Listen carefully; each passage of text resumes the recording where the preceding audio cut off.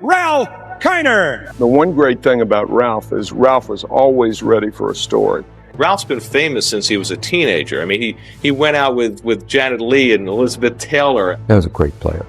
I mean, he was a great home run hitter. He was disciplined, and he credits Hank Greenberg with a lot of things that Hank taught him as a rookie. He was and is a unique human being in many respects. Number one, he loved the game.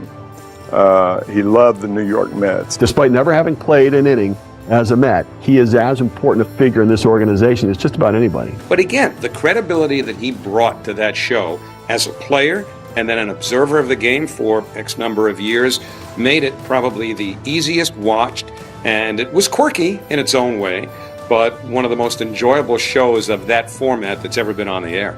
And everybody loved to be on Kiner's Corner, especially in the early days. I mean, I remember, you used to get a $50 bill.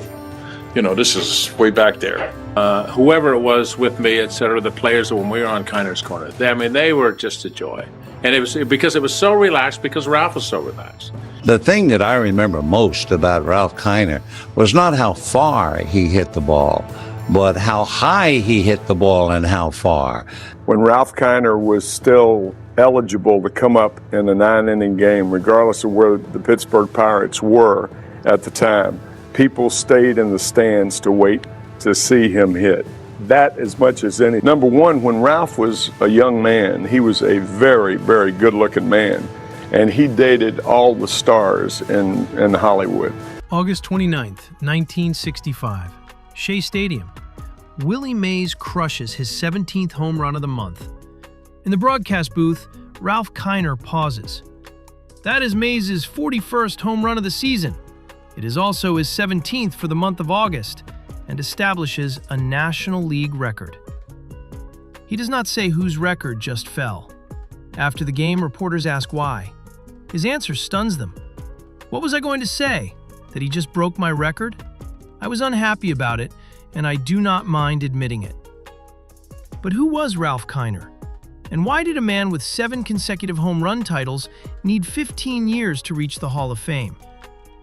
Before Ralph Kiner ever stepped onto a major league field, Pirates manager Frankie Frisch made a bold prediction. Kiner looks like he is going to be the best outfielder we have ever had. The kid had just returned from the Navy, where he spent nearly 3 years piloting planes, hunting Japanese submarines. He was 23 years old and built like a tank. 6 feet 2 inches, 195 pounds of raw power. But his rookie season started rough. He batted just .247 with 109 strikeouts, leading the league in the wrong category. Forbes Field was a pitcher's paradise, and Kiner managed only 8 home runs at home. Yet somehow, he finished with 23 home runs total, leading the entire National League.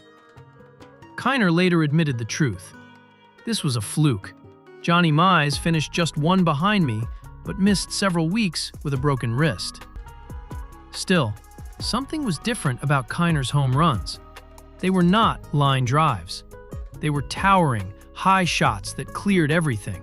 Brooklyn Dodgers pitcher Kirby Higbee learned this the hard way. Kiner hit 10 home runs off him that season. Reportedly, Higbee sent Kiner a bill for those 10 homers. Pirates' attendance spiked. Fans came to watch Kiner swing, then left after his final at-bat. But 1946 was just the beginning. In 1947, a 36-year-old legend arrived to teach this kid how to become unstoppable. Hank Greenberg was 36 years old when he joined the Pirates for his final season. A Hall of Fame slugger, the Tigers legend came to Pittsburgh with one mission: hit home runs. The Pirates built Greenberg Gardens for him, moving the left field fence from 365 feet down to 335 feet. Everyone expected Greenberg to crush baseballs into that new bullpen area. On the first day of spring training, Greenberg approached Kiner with a simple suggestion: extra batting practice. That was lesson 1. Hard work separates good from great. The two became roommates on road trips, and Kiner later called Greenberg the single biggest influence of my adult life. Greenberg taught him technical skills, how to pull the ball, how to zone a pitch, but he also taught him something deeper. He lived first class and he taught me to do the same, Kiner said. For a kid who lost his father at age 4, Greenberg became more than a mentor. The results were dramatic. By the end of May, Kiner had only 3 home runs.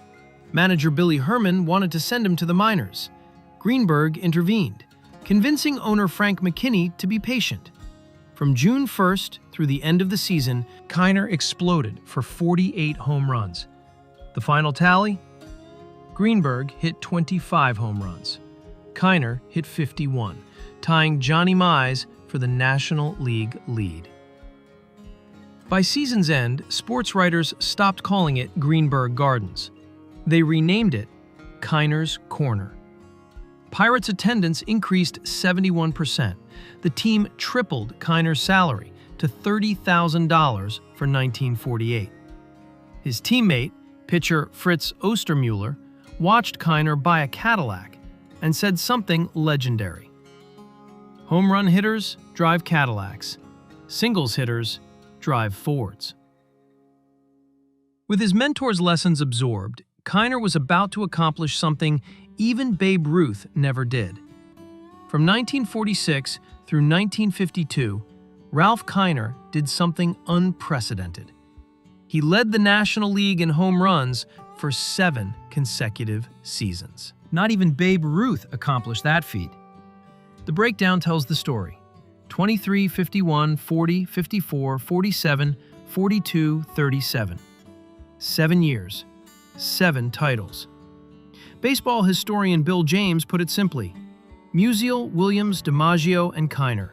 Those were the greatest outfielders of this period. The peak came in 1949. Kiner launched 54 home runs, the highest total in the National League from 1931 until 1998. That is more than Willie Mays ever hit in a single season. More than Hank Aaron ever hit in a single season. Only Hack Wilson's 56 in 1930 stood higher. But August and September of 1947 showcased something even more remarkable. On August 15th and 16th, Kiner hit 5 home runs in 2 consecutive games, tying the National League record. 1 month later, September 11th and 12th, he did it again. 5 more home runs in 2 straight games. Over 4 games total, he hit 8 home runs. That record still stands today. Hall of Fame pitcher Warren Spahn faced Kiner dozens of times. His assessment was simple and terrifying. Ralph Kiner can wipe out your lead with 1 swing. In the 1950 All-Star Game, Ted Williams fractured his elbow catching a line drive off Kiner's bat. The injury cost Williams a third of his season. Even the greatest hitter ever felt Kiner's power. The numbers were staggering. 1 home run every 14.1 at-bats, 5th all-time. He walked over 100 times for 6 consecutive seasons because teams feared him.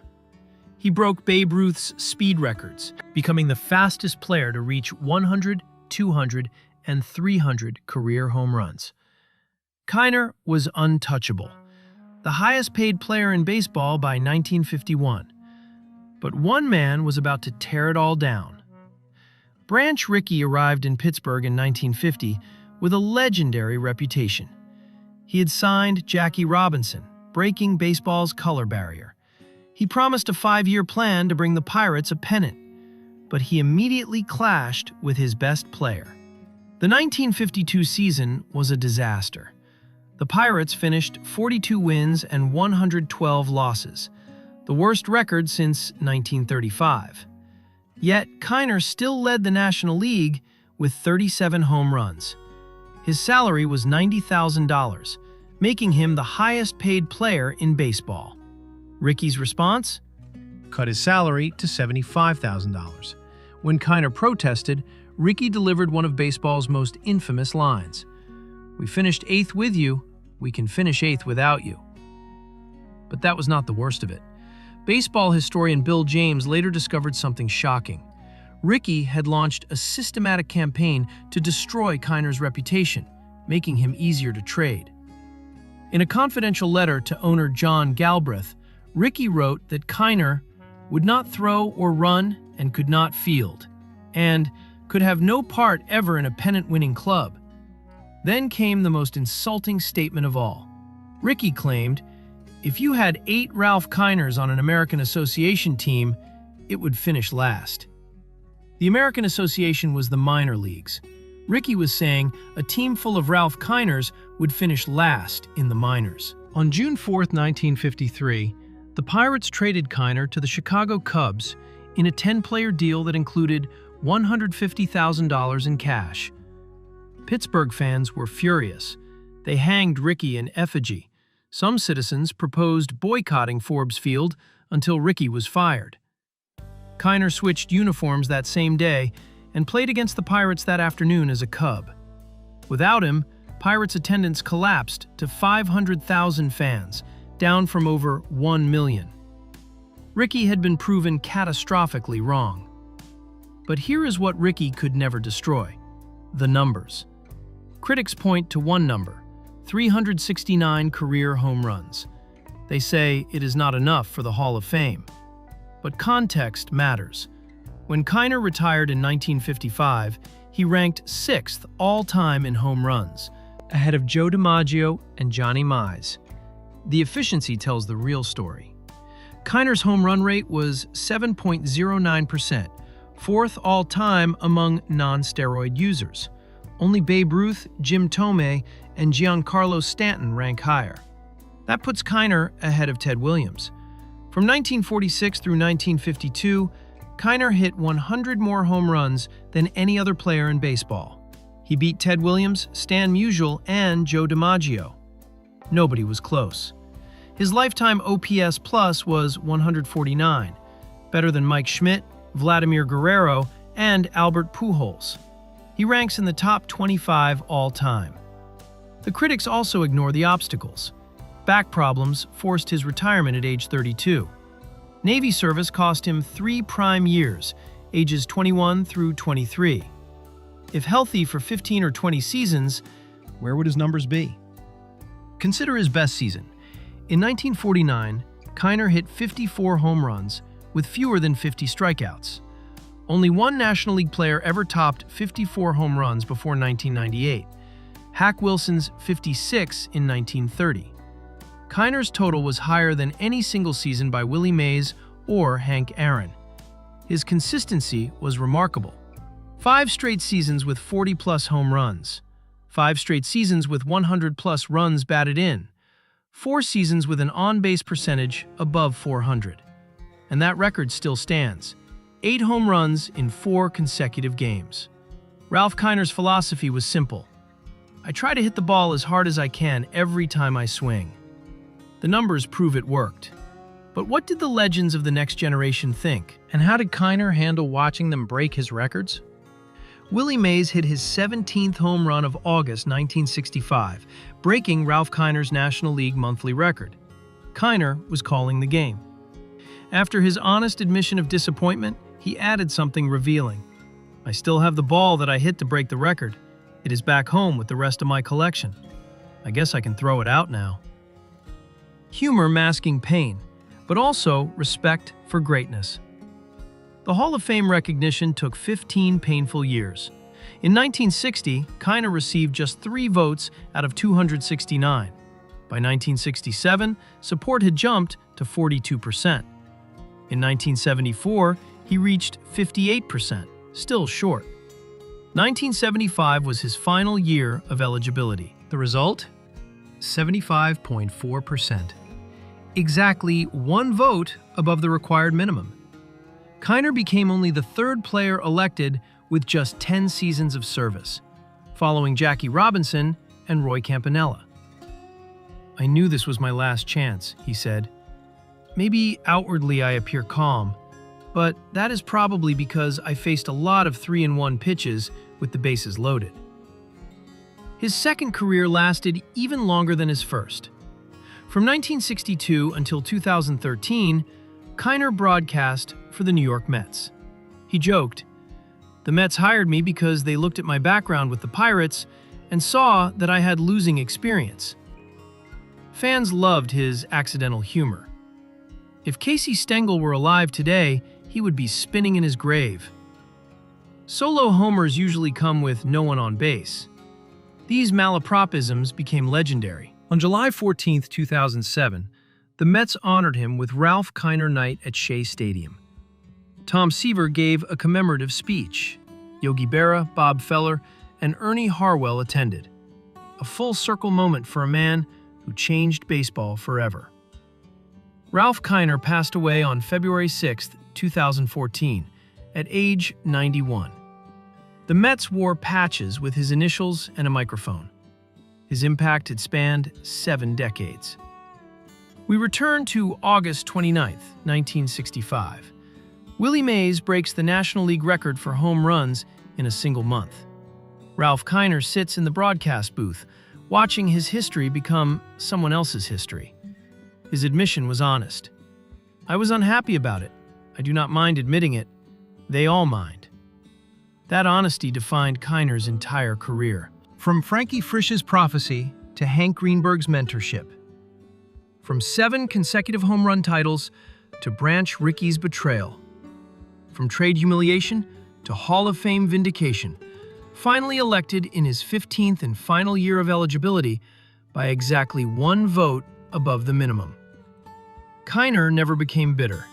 He spent over 50 years as a beloved Mets broadcaster, teaching new generations about the game. When asked about modern players, he said, "I think one of the most difficult things for anyone who has played baseball is to accept the fact that maybe the players today are playing just as well as ever." His legacy is not just 369 home runs or 7 titles. It is about one swing changing everything. It is about handling disrespect with grace. From 1946 through 1952, he hit 100 more home runs than Ted Williams, Stan Musial, and Joe DiMaggio. Your general manager can doubt you, the media can ignore you, your records will fall, but impact, that lasts forever. Every slugger who followed walked the path Ralph Kiner built. Fritz Ostermuller was right. Home run hitters drive Cadillacs. But Ralph Kiner's legacy? That drives itself.